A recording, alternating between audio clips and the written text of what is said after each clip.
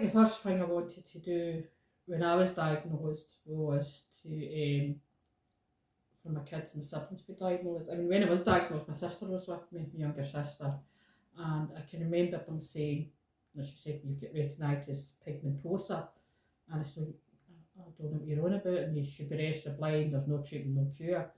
And I said, you need to get my sister in here. I said, is it hereditary? She said, yes, it's hereditary. I said, you need to get my sister in here, because so it was just going over my head at that point. And my sister came in and sat down and I says to her, I've got retinitis piggy something. I'm thinking, what have I got? And she said, you get retinitis pigmentosa. And my sister looked at me, now it's my sister, I went, I don't know. She says it's hereditary, so there's 5 of us, so if I've got it, you could have it as well. There might be that chance you've got it. It's a 25% chance, she's saying. So I had to go and hunt out a book for it. But I can mind my sister, and she was my younger sister, I'm the big sister, and she gave me a hanky, and I'm looking and thinking, she gave me a hanky? I didn't even realise I was crying at that point. Right. And she says, wipe your eyes. I wiped my eyes, and thanks, and she says, it's alright, we've got it, we've got you. We're here, we'll be with you, we'll support you all the way through it. And I says, I know he's well, I know he's well. I came in, the doctor came back in, I said, I've got 3 kids. She said, well, they need to come in and get tested. So when the kids went in, it was a full afternoon, and it was just my kids that were in the hospital getting tested. There was nobody else in to get done because of the tests that had to be done on the 3 of them. Right. And she told me it would be, I've got 3 kids, so 2 of them should have it. Wow. So I'm really lucky that none of them have it. None of my grandkids have it. So what they say is it should die out with me. That'll be it. Because I'm the only one that has it. None of my siblings have it either, which is amazing. For me, it's amazing. And I always mind my sister saying to me, my older sister, saying that out of 5 years, she felt I was the one that would cope with it. She says, I don't think the rest of us could have coped with losing their sight. Wow. She says, I think you're the only one that's strong enough to do it.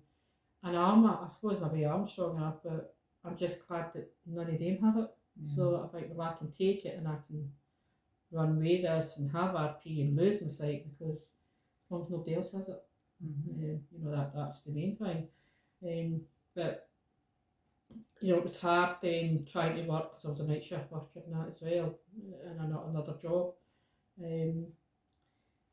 I did go into a grief process, because suddenly getting told about the level of sight I had lost, I grieved for that sight. And it was when the nurses said that I would, and I'll always grieve until I lose it. And I do, every year. It hits me when I was diagnosed. And I still remember that day, still remember the time and everything that was said to me. And I feel it, because I look back on, it's now 17 years I was diagnosed. And I look back at 17 years, and I can tell how bad my sight is now, how worse it has got over those years. The same as when it comes to the winter months. I have literally, my night vision is terrible. Okay. So when it hits the winter months, I prefer to be in the house for 4 o'clock and start to go dark away. I prefer not being out at night unless I'm going out in a car or whatever, I'm going somewhere. And that's no reflection in Percy, because Percy will take me out. Percy will walk at night. Percy will guide me at night, and he guides me very well at night. It's me, myself, that struggles at night. It's not him, it's me. It's, and in other times I'm sore. I've got other conditions that make me sore, and the mere thought, if I've been out during the day doing stuff, the mere thought to try to get back out at night and do anything, no, I really don't want to. However, a person would guide me at night, no bother, because he has done. There's sometimes I've came home and it's maybe about 5 o'clock. When you're in the dead of winter, it can be dark at 5 o'clock, and Percy guides me. He guides me around my street, because I can't see the cars or anything like that. And he guides me around right up to the door, and he does it. And does it perfectly. But it's me that becomes nervous and scared. It's not him, it's me. So it's got that I tend not to do anything too late. I think the latest will be out is like 6 o'clock, and then I like to be in the house and that. If I'm going for a night out, it's different. I'll arrange that and have things in place for going for a night out. But if I've been at something, I'm coming home, I prefer to be home and in for 6 o'clock now, so that I'm not out and about too late. The summer months doesn't matter. When it's light at night doesn't matter. I can be out, I'll be out to whatever. Because I can do that unless I'm sore, unless I'm feeling sore or that. And if I've been out all day and been working and he's been working that, I think it's only fair that we rest as well. He gets a rest.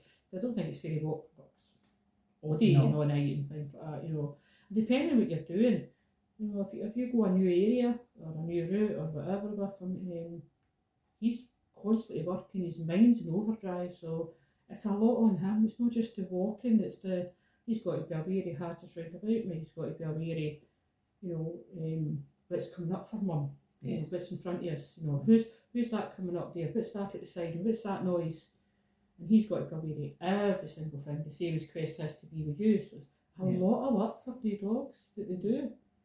And I wouldn't have it any other way. I wouldn't not have him. He has made my life better. I can mind saying to him at guide dogs when I went for him and saying, I don't know if the guide dog will make that much difference to my life, and they're saying, well, he will. And I'm saying, I don't know.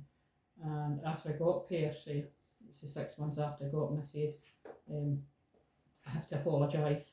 I says, because he's made such a big difference to my life in 6 months. And they just laughed at me and said, we knew that. We hear it all the time.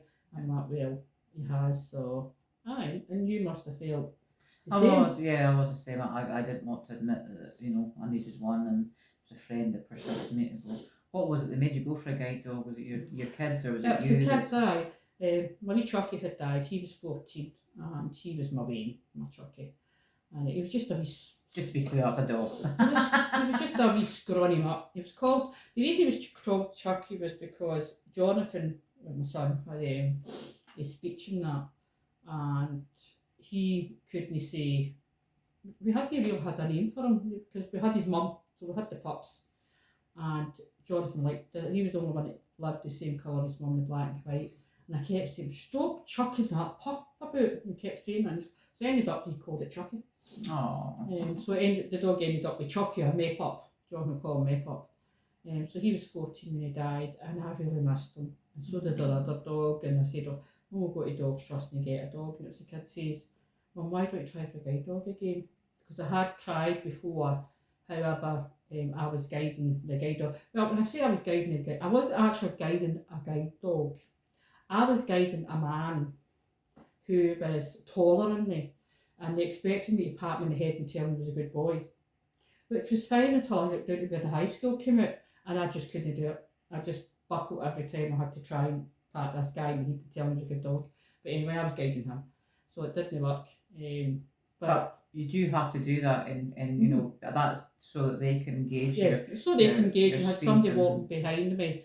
However, when I decided to try again, and I said, okay, I said, right, I'll put in for one, probably 2 years before I get one and all that. But I put in for one again, and they took me out again. It was totally different this time because I wasn't guiding him, and I knew myself I wasn't. I knew I was being guided. So it was different then, and I was doing, they were saying, right, and I was doing all that and telling him he was a good boy and everything like that. And I did say to them, I says, I'm being guided, I know I'm being guided, I feel it. I feel it. I says, and I can see where a guide dog would help me, if this is the sort of idea that a guide dog can do, then I can see where it would help. So I did realise then that, but I didn't realise with guide dogs is the questions they ask you. I mean, people think, you just put in for a dog and that's it. No, you don't. The assessment is unreal, and when you've got they come in and do a test on your eyes and that, they look into every bit of your life. Wherever that guide dog can go, they will look at it, and they go and they check it out and make sure it's safe and it's fine for the dog, and and people who's involved in your life and that as well. It's not just that you go and they say, do you know what, you're alive, okay, right, your eyesight's at that level, let's give you a dog. There's loads of things to take into consideration. What do you do? There's no point in giving somebody a guide dog that's not leaving the house. That's no, to get you out and about. So what are you involved in? What do you do? Who's out? So I was surprised at how many questions I was asked. So Yeah. I was, and just how in depth they went in. But I think they need to do that for the dog safety as well. And of course, in your situation where you're a gran and you're a mum and everything, so you're going to be around your grandchildren, some young grandchildren, some Yeah. not so young. So they needed to get a dog that would fit in. Whereas me, I lived on my own, so I had to find a dog that fitted in Yeah. with a woman on her own, plus a dog that might see other children and see children and things like that. Yeah. Yeah, and you look at, I mean, you also look at your fitness. You've got to look at your fitness Absolutely, as well, because yeah. you know, they can contact your doctor. You've got to give, you know, say, yep, you're healthy and that as well. You look at how fast you walk and that as well, so that it can match you up with your dog. So your dog, you walk faster than me, for instance. Yes. So you and Quest have always walked faster than me and Percy. Yeah. Because we're slower at walking. Apart from today. Apart from today. But that's a different story. Yes. But that shows you the difference between the dogs. I think everybody thinks all the guide dogs walk the same pace. All guide dogs, they will work the same way, they're trained the same way. However, when they're out working with their mum or their dad, that's the bit that's different. Because we're different. You know, we've got different lives. So that's where it then becomes different. And I know when I got Percy, what they said was Percy would fit right in with me, because I did have grandkids under 10, because he was brought up before grandkids under 10. He was puppy raised. I was busier. He was used to being out and being busy, so it was the ideal set up for us, and they thought that he's matched for you and you'd be okay with you. And it's been great. 7 years have been passed in a flash, but it's been absolutely brilliant having him, and I would do it all again with him. I'd love to go back and do it for day one again. Yeah, it's amazing. I think it's 7 years has passed since we trained together and did it all. You know, people say to me, so how long have you got with him? Well, he can work to just before he's 11 or 11. You know, usually from 9, as I'll say, between 9 and 11, they have to go see the vet every 3 months and get checked that way, because most dogs will retire between the 9 and 11. Not all dogs go to 11. No. You know, some are in between that. Percy's had some issues, you know, some things, health scares and that as well.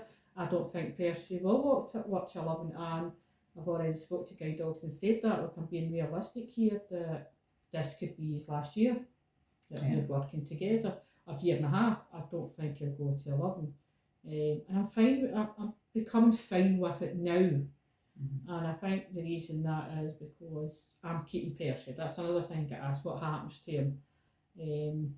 I know there was a lady on This Morning one time said that our guide dogs go into like dog homes. No, they don't. They don't get the dogs trust or anywhere, Battersea dogs or like that. They are matched up. They can stay with us. So Percy's going to stay with me because I have someone that stays with me at home, my son, and I have a big house and a big garden, so I can keep Percy, which I'm going to be a safety day one when I signed my contract that I was doing it. If he couldn't stay with me, he could go to a family member or someone I know. If that wasn't an option, then he could go to someone on the waiting list to take a retired guide dog. And certainly when we trained, we had a gentleman who trained with us, and his retired guide dog had did that, had went to someone who was on the retired list, the list for retired guide dog.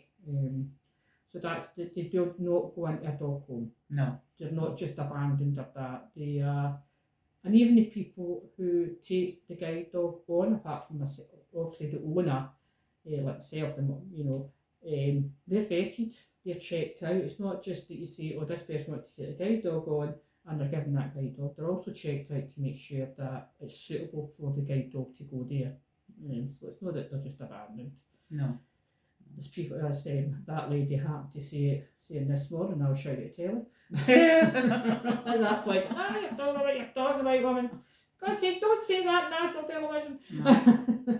I think there'd be a lot of guide dog owners. Oh yeah, I didn't see that. Otherwise I would shout at the telly too. Of course, we're both facing our dogs retiring. and we're both facing the prospect of, do we then go for another dog? Yeah. And I think, I can't speak for you, but for myself, that's not a decision I can fully make at this moment in time. I No, honestly, don't know. I think what I will do is I will let Percy retire, and then I'll think about it then once he has retired and I'm back using Herbie, my white cane. I hate mine living. I've not even named it. It's in a cupboard somewhere. I mean, I have still used my white cane at times because Percy can be quite a nervous dog, so there's some places where I wouldn't take him. And he's a very big dog as well, so I've used my white cane then. However, to use it on a permanent basis, it's not something I really think about. However, I think once that he is retired, then I will be doing that. And then I will wait and see. The other thing is that if we go back on the waiting list, it's not that our dog's retired and the next week we get a guide dog. It's not that way. No. We go on the waiting list, I'll know we are put up higher because our guide dog has just retired. We still have to go on the waiting list. So it depends on how many other people are on the waiting list, how many other dogs have retired at the same time. And for Ben, you would get a dog. And some people only have one guide dog and don't go for them again. Some people go for other guide dogs again, and have a few guide dogs throughout their life. I think it's an individual decision that has to be made, and it's not one that you can sit and make before your dog retires. And people will say to you, well, we have another guide dog, and I'll say, I'm going for another guide dog, but because I don't want to get into the ins and outs of if I don't go for another guide dog, it's just easier to say, I'll go for another guide dog. Because class is very, what we class as class is like, in the hotel for 3 weeks. It is very, very hard. It's very emotionally intense, yes. and mentally very hard. I mean, we were saying earlier how we both hit our what we called our emotional brick walls, and that's the point where most blind people get to a point and think, I can't do this. And you said that you hit that, and Percy pulled you out of that black hole. Well, he did. He said, I can remember it as plain as anything. We had a terrible day. And just, it wasn't him, it was me. Everything was going right. I wasn't remembering anything. I mean, I used to say it's like dance, try to learn dance steps. No, I had to stand and dance, doing the gate words, not always. Things just weren't going, I wasn't getting it. And just all that. I'd been out twice, I'm no faking getting this. And I came in, get into the room after half a dinner. And I just sat down on the floor, and he was lying in his bed, and I just started crying. I'm thinking, I'm sorry, pal, but I don't think I can do this. I mean, I know I want to be your mum, and I know you want me to be. I want you to be my dog, and I can't do this. I really can't. I'm struggling so much here to try and remember things and how to stand, and it's really, really hard. And he just came over and put his head on my shoulder and his paw onto my lap, and then he turned and looked at me and gave me a big lick, nudge, because Percy's a very licky dog, as you know, and just looked at me as if to say, okay, you're fine, we've got this. And I can remember looking at him thinking, I can do this, can't I? I can, right, okay, right, we can do this, we can do that. You sure I can do this? No, can I do this? Can I do this?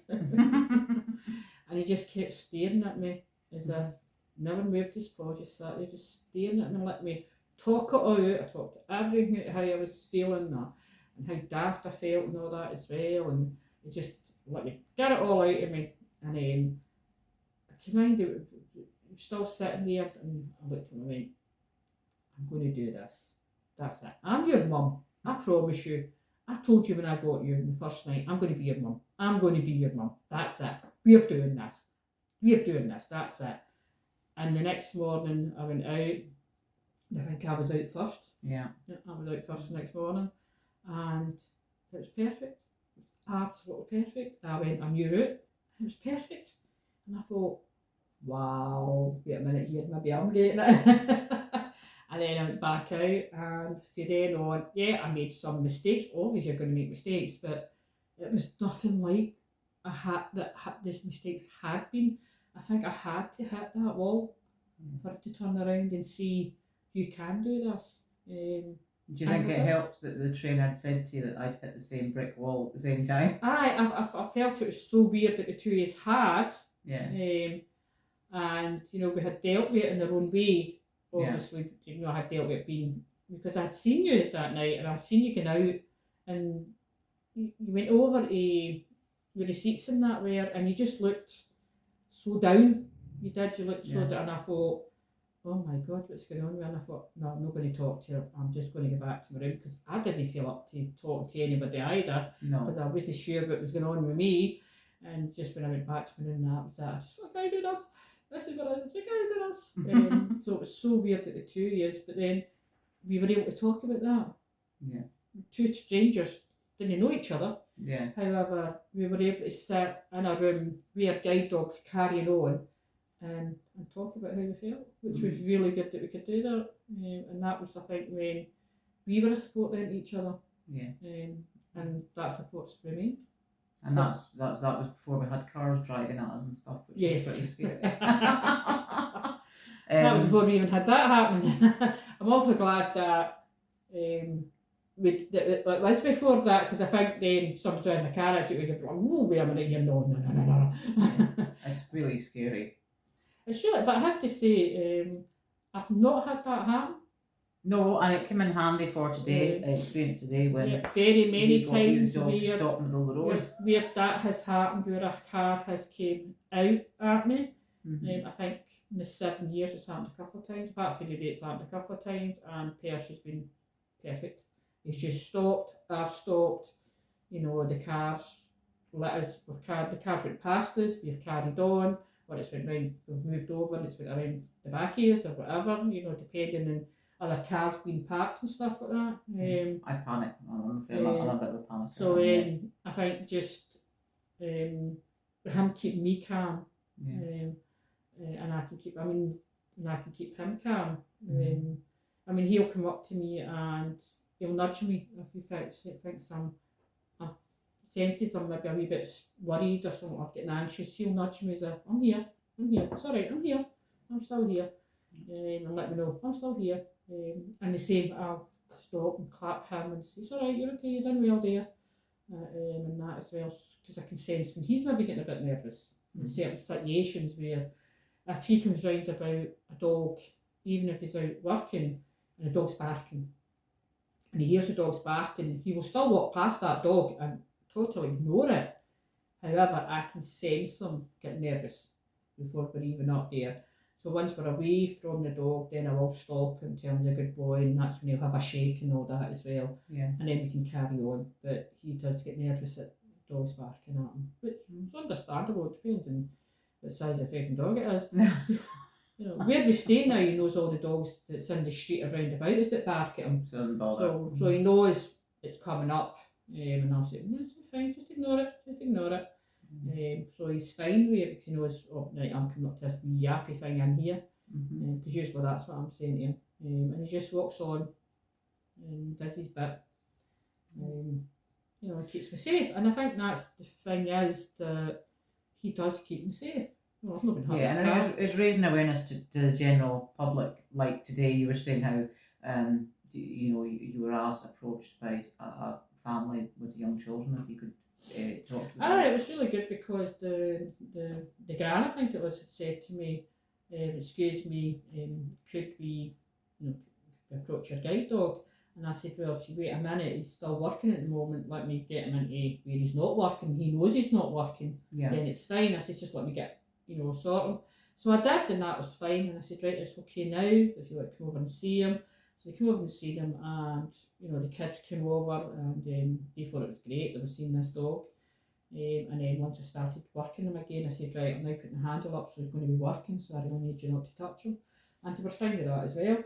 Yeah. So it is raising awareness, but most adults aren't like that. Most adults will just tick to your dog or clap your dog, and you don't even know that. And I have no sight vision, so I can't see somebody clap my dog or whatever. I just feel him moving. No. So if I've got him going straight on and somebody claps him, he suddenly starts moving to the left or to the right. I have no clue where I'm going. I don't know where I'm wanting to go. And of course, he may then be taking me into an area it's not safe. Yeah, lamppost being run over. You know, and I don't know it's not safe because he's been distracted. Yeah. And of course, then what we need to do is we need to get the dog back on track. That's right. And it's not the dog's fault that he's been, that's happened. But we still need to get him back on track and get him working again, so that we're safe again. Because you're putting your whole trust into a four-legged furry thing that can't speak. Of course you are. I mean, I've had a police car stop in the middle of the road, and actually the policeman get out of the car and say, "It was all right, dear. I've waved the dog across. I've told the dog to cross." And the dog doesn't know. I don't say to the dog, "Take me to the butcher's," and it takes me to the butcher's. No, I don't say, "Give me a number 65 bus quest," and he goes, "Right, mum, here we go. This is the bus." People can read. People can be very. I mean, I've had people stop me and read what's on the handle. Please do not distract me. I'm working guide dog, as they're petting the dog. Oh. Well, stop touching him. Yeah, and I want to, and I think that's where we differ as well. I haven't quite got the confidence yet to say, "Please don't do it," whereas you will. Mm-hmm. But maybe that's because I'm up here and you're from a city surrounding them. I mean, I have had an experience a long time ago where I've had someone giving Quest a bit of scone in a cafe, in a local cafe, and he's brought it down and he's half lap. Of course. And I've said, "No, please don't do that." And they said, "Oh, but it's a wee bit of scone. It'll not hurt. It doesn't hurt. It's only a wee bit of scone." Like, he doesn't know the difference between a wee bit of scone in here and that wee bit of scone that's lying in the middle of the motorway. He just sees food. Really does, and I think that's your eyes, and as it sees my eyes, it's like you come up and poke me in the eyes. Yeah.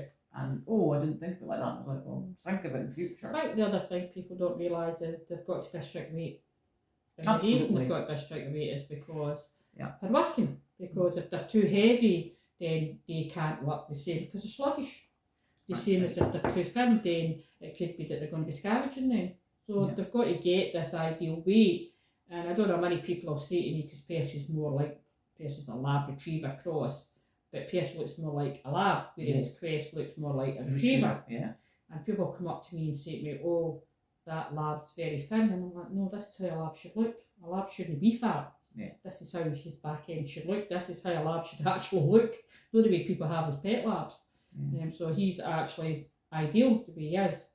And I think people forget, so when you're giving the dog a treat, they're not realising, "Oh my God, I need to now reduce his food because you've gave him that, and I need to reduce his food so that he's not putting the weight on." Yeah. And you can't always get it right because there's stuff in our food that can put more on than you're thinking. Yeah. And of course, that's if we even see it. Sometimes we don't see it. Oh yeah. And it's not until we look and the dog's chomping his gums and you're thinking, "What the heck, you?" Yeah. Something simple as a bit of wood. Aye, get that done. Or they've jumped up my table with another dog and or the sweetest. Yes. Yeah. No name French would call you in Quest. No. I mean, there's things like that happen. You're thinking, right, okay. But I think the other thing that I've noticed when especially when watching television, we don't see a lot of guide dogs on television programmes. No.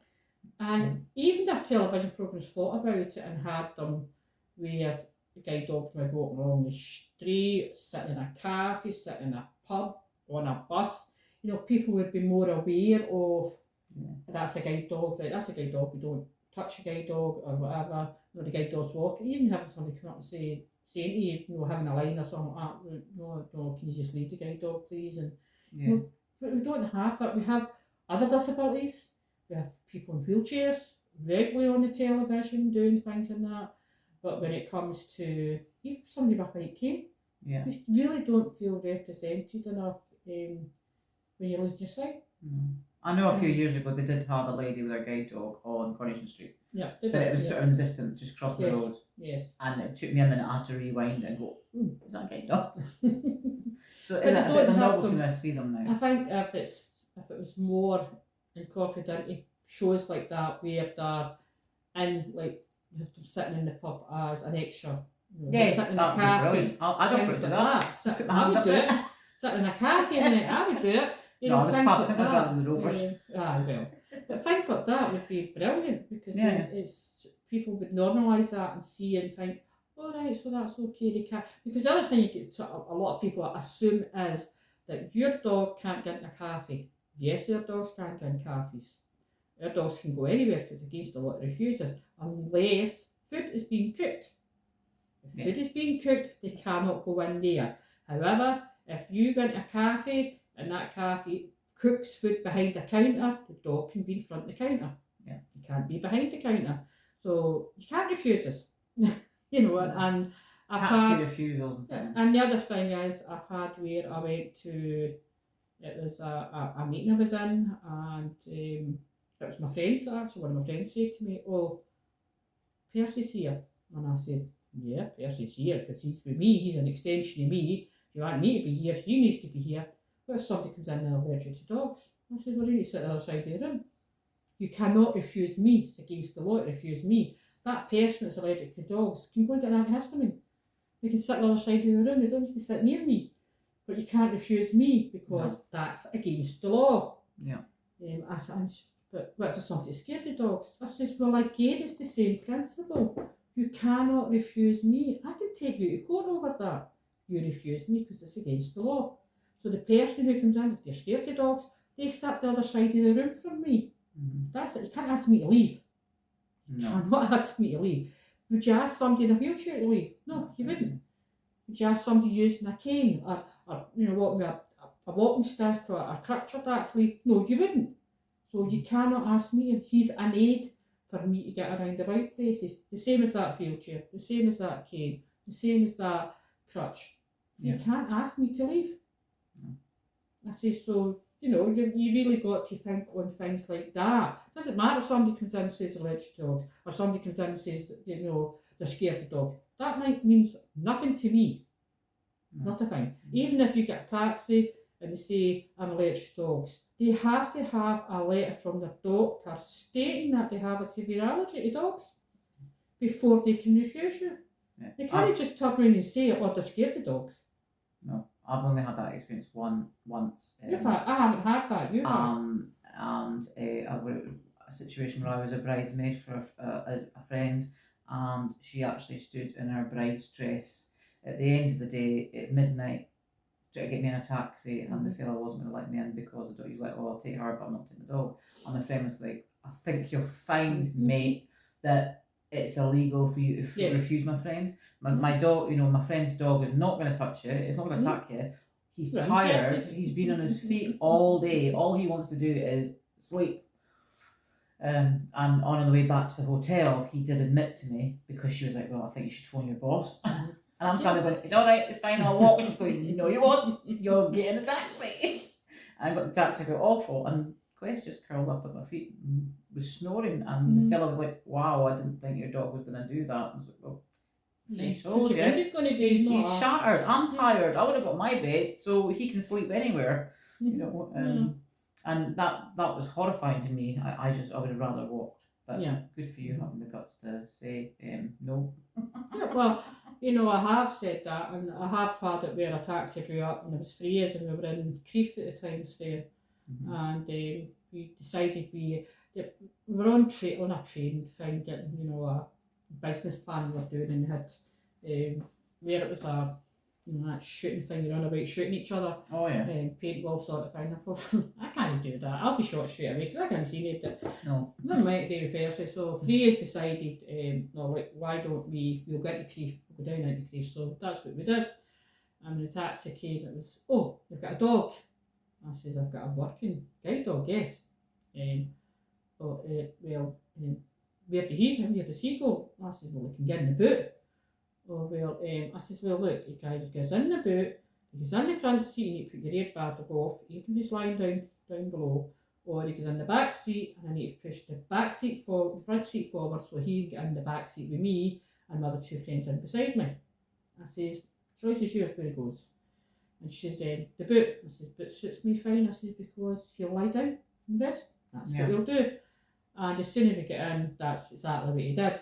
And of course, we got in the car and I said, "You do know you can't refuse me, it's against the law." She says, "Oh, I know. I said, "No, I'm just making you aware so that you do know it. You can't refuse me." Yeah. And we were driving down, I said, "Do you get many cars coming in the front seat?" many dogs come in the front seat or cats or that. She says, well, aye, we do pick a few people up and they come in the front seat and the dog sits in the front seat. And I says, do you put your airbag off? No, I don't know how to do that. I says, well, if you crash, that dog's dead. Because it's got a baby will get smothered because of the power of the airbag. But I never thought about that. I says, not many people do think about it. No. And they have their dog in the front seat. Mm-hmm. I says, and that's what happened. The dog's dead. I says, so just for future reference, she says, I need to find out how to put that airbag off there. And I said, yeah. You don't have a dog in it, put it off and then you put it back on.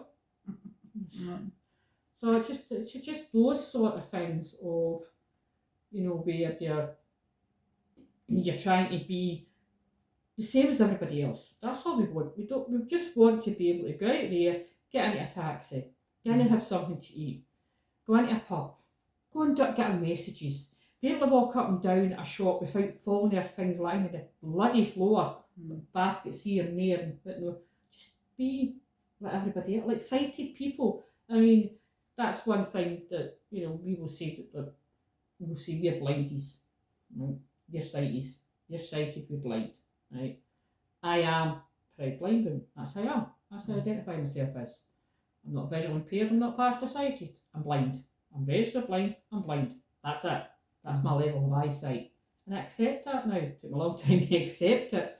So I do accept it. I'm also disabled. I look at myself and say, yes, I'm disabled. Are you disabled? Yes, I'm disabled. That's not just through my eyesight. I've got other things as well that impact on me. My eyesight is not the worst condition I have. Not by a long shot, it's the worst condition I have. The physical things are worse than the sight. Don't get me wrong, the eyesight impacts, but when I start to get tired, I can't see the same, and that as well. I can't read the same, look at the telly the same or that, especially when I start to get tired. But you work round about it, you make things bigger, so you can read things. You have accessibilities now. They do, yeah. A lot of people say to me, "Can you read Braille?" No. Why don't you learn? I don't want to learn. Why am I wanting to learn Braille? I don't need to learn Braille. What good would it be me learning Braille? There's other things that are there that I can use that I don't need to learn Braille. And Braille's not as easy to learn anyway. No, it's not. And if you're trying to read Braille, if you've got one page and that page gets turned into Braille, that page is like 4 or 5 pages. That's correct. Yeah. So it's a longer book or whatever you're reading. It's totally different language. So why do I need to? I don't need to learn it. I've spoke to people who do know it and say to them, do you still using it? Like, very rarely. Because there's other things there, technology that we can use that we don't need to use it. Yeah. My dad had cupboards full of Braille books because he was totally blind. So I grew up with him with his huge book on a table or on his lap and reading. But I went to, you were saying you did mainstream school the 2 years. Yes. I'm glad I did. You did mainstream school where you knew about your eyesight. Yes, I didn't think there was anything different because growing up with my dad being totally blind, it was a case of one of my little friends when I was about 5-year-old said, "Oh, how can your dad do that? Because your dad doesn't see." And I was like, "Well, what do you mean my dad can't see? Of course you can see. He plays ball and everything with me." And the only thing my dad couldn't do was teach me how to ride a bike and then teach me how to swim. But my big brother did that. He took his place. Whereas you grew up the opposite way. Not knowing about blindness, not having anybody around about me who was blind or anything like that. Total shock to the system and to the family, So I didn't have that. Were your children quite young then? You were saying that you taught your son. He was 9.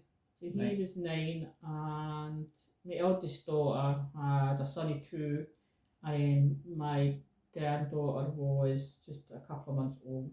So they different then. They don't know any different. My grandkids, and my other daughter was at work. She was working. She was out working that place. She was 16. She was out working.